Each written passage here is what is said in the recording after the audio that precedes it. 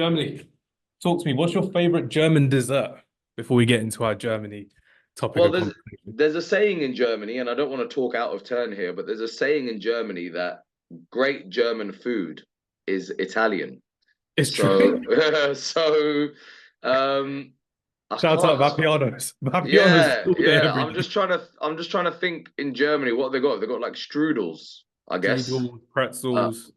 yeah. I mean, German dessert. Let me just double check that I've got that right. Oh, I mean, yeah, they've got an apple strudel, of course. Mm. I mean, I have forgotten one thing, which is arguably one of my favorite desserts in the world. They've got a black forest cake, Oh, I love Black which Forest cake. is which is You can see I love pretty a Black outrageous. Forest. I tell you what, I actually got done in by a tourist trap yesterday. Oh dear.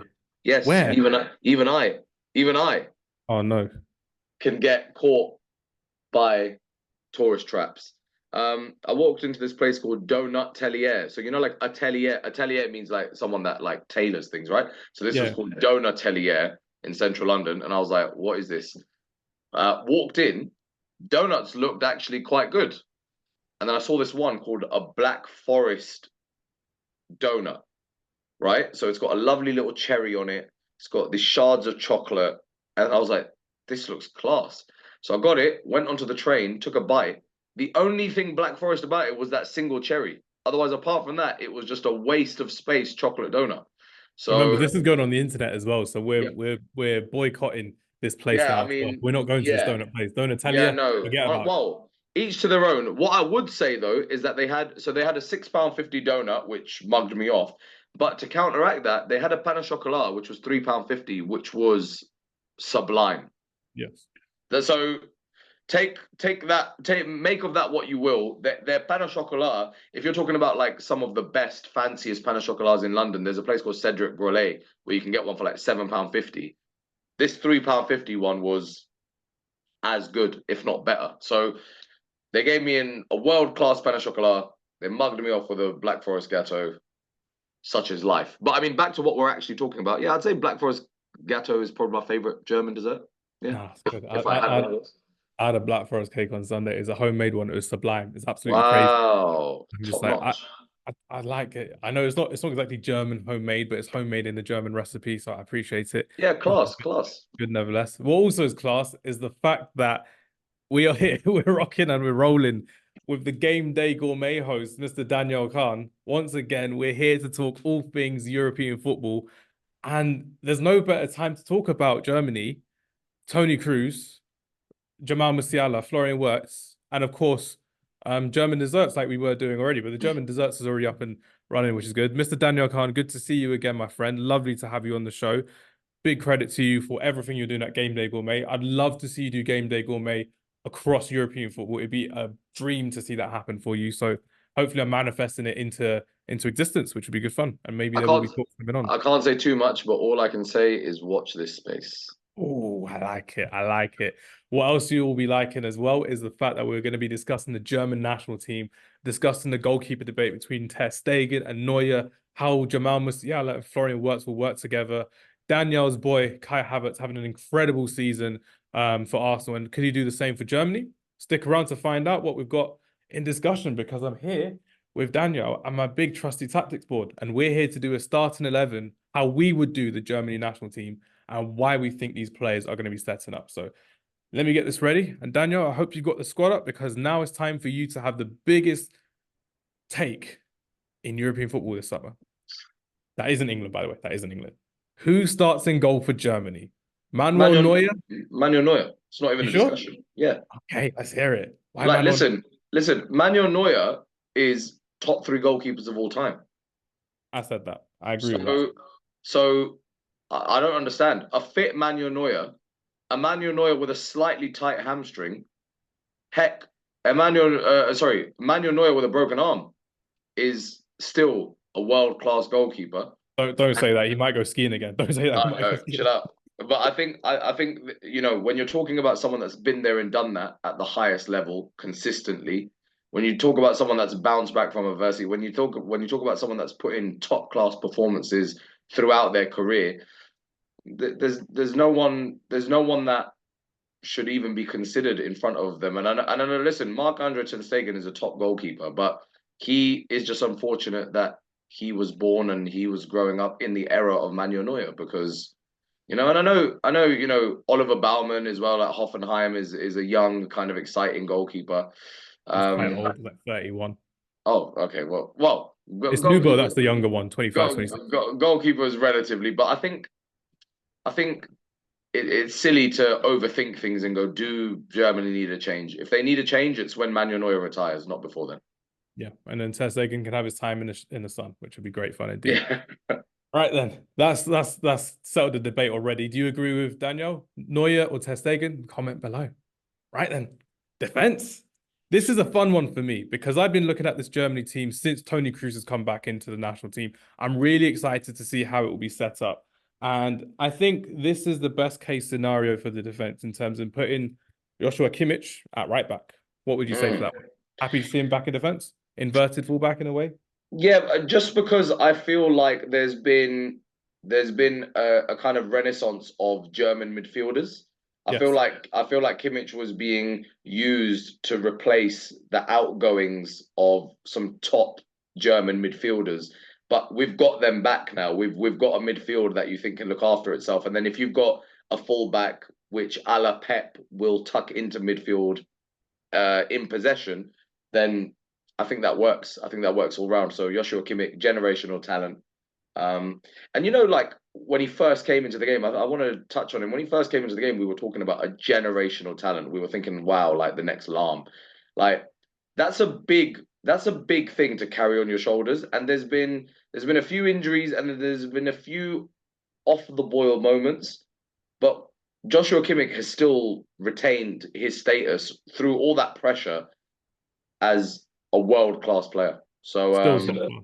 yeah, absolutely, and I think he could get into any team in the world, and he definitely gets into this team at right back. Nicely done. The rest of my back four includes Antonio Rudiger. I'm going Mm-hmm. to go for Jonathan Tah, who's been outstanding for Bayer Leverkusen this season. Yeah, The Leverkusen captain has to be starting ahead of Nico Schlotterbeck. yeah. Before we get onto the left back, Daniel, no Mats Hummels. What's your thoughts on that? Especially after getting to the Champions League final. Fantastic ball playing centre back, scores a goal here and there, a loyal servant for the German national team. What's your thoughts on that? I'm wondering if the thinking that I'm No. wondering if the thinking that Nagelsmann has is almost use Rudiger as the essence or the theme of what you want Germany's defense to do. Hmm. Um, I'm not necessarily sure he's too keen on Germany's defense being like an addition in possession. That well, particularly their centre backs, not an addition in possession. And Hummels is coming to the end of his career. Is he retiring after Dortmund? He might do. He might do. And listen, when you've had a season like Tar has, yeah, when you've had a season like him, an undefeated season in the league, he was like one game away from doing the treble. I Hmm. mean that level of performance merits merits everything. And you'd arguably say Jonathan Tah's consistency and his achievement is bigger than Hummel's achievement of getting to a Champions League final. Sure, he got to a Champions League final, but that's like saying that Jadon Sancho should be in England's team ahead of, I don't know, Bukayo Saka because Jadon Sancho's in the Champions League final and Bukayo Saka finished second in the league. I don't really buy that, and I'm not sure it's as big a news as it's being made out to be. I think Rudiger and Tah is a very respectable centre back pairing, and I think it'll work. And even Waldemar Anton, who's the centre back for Stuttgart, he made it into the national team, especially after finishing second in the Bundesliga this season as well. So again, a really big story there in the German national team that there's no Hummels, but Julian Nagelsmann is going for the players who have been playing fantastic all season, as opposed to just the end of the season as well. So nicely done there. And I think left back is going to have to be, it's not going to be a glamorous choice, but I'm going to go for David Raum at left back. The RB Leipzig left back has been very, very comfortable there as well. This is where the fun begins, ladies and gentlemen. I love using that Star Wars quote. Don't hate me. I love it. It's fantastic. Midfield five. I'm going for a midfield five of two holding midfielders, three attackers, and one striker. Okay. Daniel Khan, I'm going to let you think about this, but how do you set up this midfield with Tony Kroos and Ilkay Gundogan? do you put in a Robin Andrik to hold it down so Cruz can play with the attacking players as well? Or do you go for both Gundogan and Cruz? How do you do it from your No, side? I think Gundogan and Cruz next to each other would be like almost like an invitation. It would be an invitation for like teams in the transition to like overload them. I don't think that that's Absolutely. going to work. I definitely think that Cruz should start at the base of that midfield for sure. Yeah.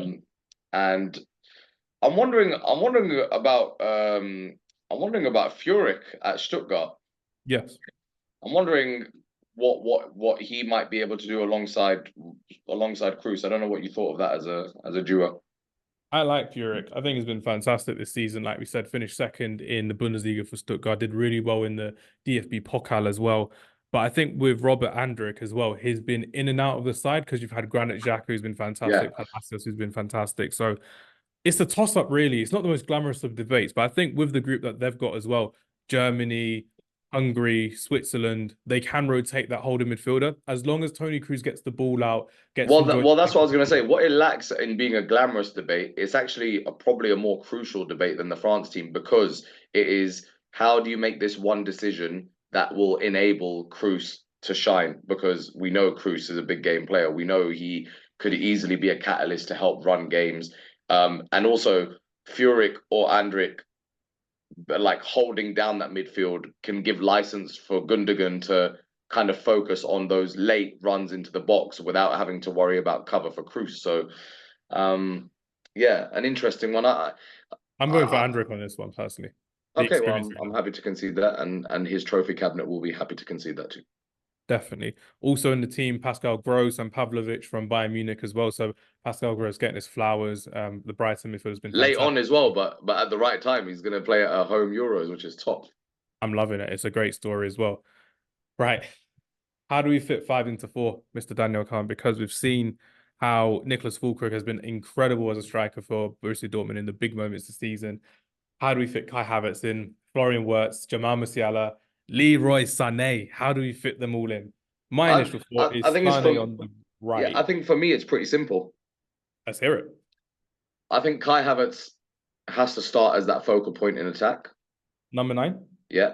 Yeah. And well, he's kind of like a false nine, isn't he? But yeah, like he plays there. Why? Because his kind of physical runs, his dropping in, his press will help unlock the wide players in Leroy Sané. And so let's work across the formation. So have you got three? So You've got four midfielders in front of. Oh, here we go. Yeah, you've got three midfielders there. Okay, so for me, what are you saying? Jamal Musiala's got to be in that 10. Jamal Musiala, Florian Wirtz. I reckon Florian Wirtz would be really good as a number 10, but Jamal Musiala, I prefer him in the middle. Bit Yeah. more creativity, and Wirtz is better 1v1 for me. So Wirtz on the left-hand side. Jamal Musiala behind Kai Havertz because they can link and interchange, and Musiala's got a really good shot on him as well. Leroy Sané on the right-hand side with his pace, with his aggression on the ball, and his ridiculously talented dribbling as well. Getting And into form, hopefully if for Sané. yeah, if I just showed you highlights of Sane this season, you wouldn't say to me that Sane's had a bad season or Bayern Munich have flunked or whatever. Like I think Sane has been top, and particularly his performance against Arsenal, he's actually showed the levels. He's actually showed that it's one thing being a Premier League elite. It's a different thing being a Champions League elite, and Sane is Champions League elite. So and particularly on the Bars. right, We have to particularly on we have to say bars right there. It's not. yeah. That's a really good line. I love that. So yeah, I think that's top. And Florian Wirtz, man. I mean, listen, this guy is the. At one point, they were talking about Timo Werner being the next golden child of German football. It's not worked out We for him, didn't but make the squad, by the way. Werner's not in yeah, the squad. yeah. But Florian Wirtz has really proved he's the real deal with this in terms of his consistency, his level of goal scoring, assists. He's comfortable being direct, but he's also comfortable kind of taking the scenic route to get to goal as well, which I think is really impressive. And if you just imagine that kind of interchange between him and Musiala as well, like you can just imagine where Kai Havertz, Musiala, and Florian Wirtz are almost like just running that left side ragged and allowing Sane to have that kind of clean run on the right hand side. You can see how that would be chaotic. I I'm going through this. I'm actually realizing, wow, Germany's squad is crazy, but it is actually bonkers that Ilkay Gundogan, Can't make the starting 11. yeah, doesn't make that starting 11. It's that's an interesting one. But such is the performance of Bayer Leverkusen. It happened in England as well when Leicester won the Premier League. It almost became a thing where the headache became that how do you not include these players that have consistently outperformed everyone else in the league for 38 games? How do you not include them in your Euros squad? And I think that's the same here. How can you discount Florian Wirtz? How can you discount Andrik for his performance? How can you discount Tar? And I don't think Gundogan would mind losing out to Musiala. Musiala is top. Top class as well. I'm looking at this team. I'm looking at the host country for the European Championships, and I'm looking forward to seeing what Germany can actually bring to this tournament. They've got a group where they should be winning. I reckon the weather will be banging in Germany all summer long. I've got a lot of faith in this Germany side going all the way to the final. What's your prediction, Daniel? Early prediction. Do you reckon they can go all the way? Do you reckon it will stay home for Germany, or do you reckon there will be a couple of trips along the way for Germany? That reaction says it all. I think Germany are third in the pecking order. Mm. I think semi-finals for Germany. Bringing Cruz back in has been a big elevation. We've seen Yeah, that in a couple of games that he's played recently. but also you've got to think about Cruz has been there and done this his whole life. Is he gonna let his swan song end in a semi-final? You He have to did think. end in the quarterfinals against Man City in the Champions League. He won La Liga as well. Tony Cruz has it all to play for this summer in the Yeah, European Championships. His home European absolutely, Championship. absolutely. So yeah, Germany are almost like it's a weird one, but Germany are almost like dark horses, if that In makes their own sense. tournament. Yeah, yeah, Yeah, I see it. I their see it. their own tournament, top squad, top performances, but all eyes are on France and England. It's been like that for the past few years. England, I'd say, are the worthy contender to France's, champion. France are the the A side in this. England are very much the B side. And Germany are almost like that. Hold on, well, we might have something to say about this. So if I was a betting man, I would say Germany make it to the semi-finals. Agree or disagree with myself and Daniel Khan? Comment below.